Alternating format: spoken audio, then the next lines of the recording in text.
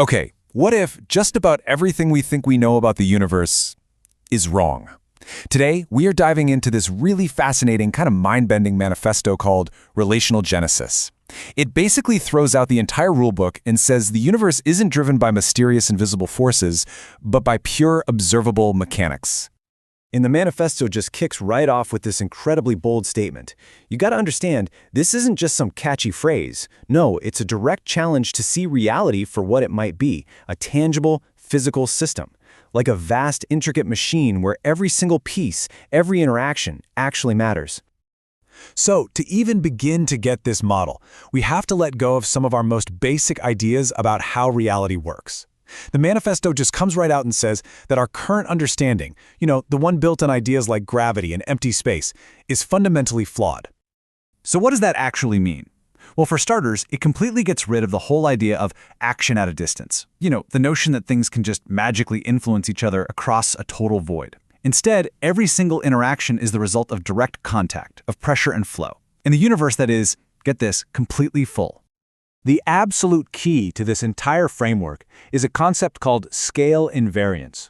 And it's a simple but really profound idea, that the exact same set of mechanical rules applies to everything, whether it's a tiny atom or an entire galaxy.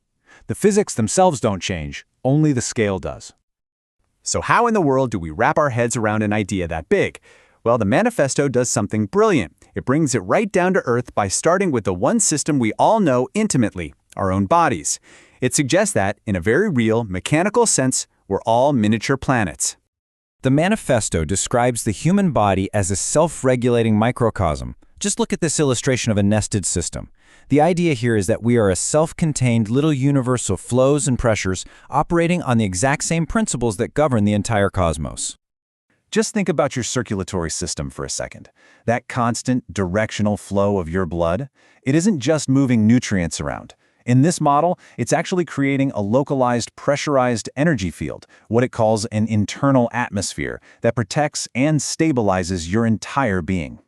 And this internal atmosphere, it's not just sitting there passively. Oh no, it's constantly working. It's actively redistributing pressure, holding your energy systems together, regulating your temperature. It's this dynamic, functional boundary, just like the atmosphere of a planet. Okay, so now let's take that idea and just scale it way up. We've seen how it applies to us, to our own bodies. Now let's see how those exact same principles could work on a planetary level. Now check this out. This table breaks down the Earth into a layered pressure system. It's not a bunch of separate things. It's a continuous stack of mediums. It flows all the way from the equilibrium of space, down through our atmosphere, into the oceans, right down to the very plasma flowing in our own blood. And this is the key takeaway. This is where it all clicks.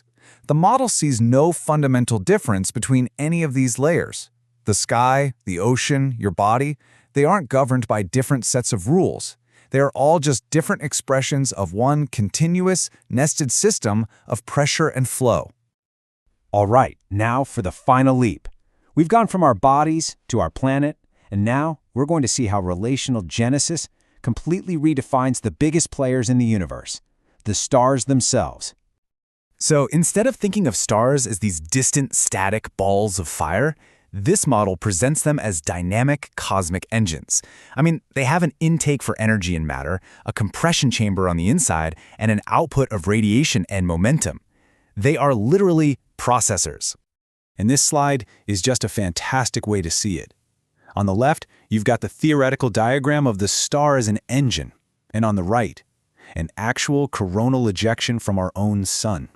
The visual parallel between the model's output and the real-world event it's uncanny. And this new view of stars completely changes how we think about motion in space. Planetary orbits aren't caused by some invisible pull of gravity. No, in this model, motion comes from a constant, mechanical exchange of energy and pressure with the medium all around it. It's a cosmic game of push and pull. So, after this incredible journey from our own bodies all the way out to the stars, what does this all-encompassing mechanical framework really mean for us? What's the takeaway? The manifesto is really clear that this isn't some theory you just have to blindly believe in. It's meant to be a tool, a new lens that you can use to analyze the mechanics of any system you come across, just by looking for pressure, flow, and boundaries. And looking through that lens, well, it completely reframes our place in the world. We're not masters of some dead planet.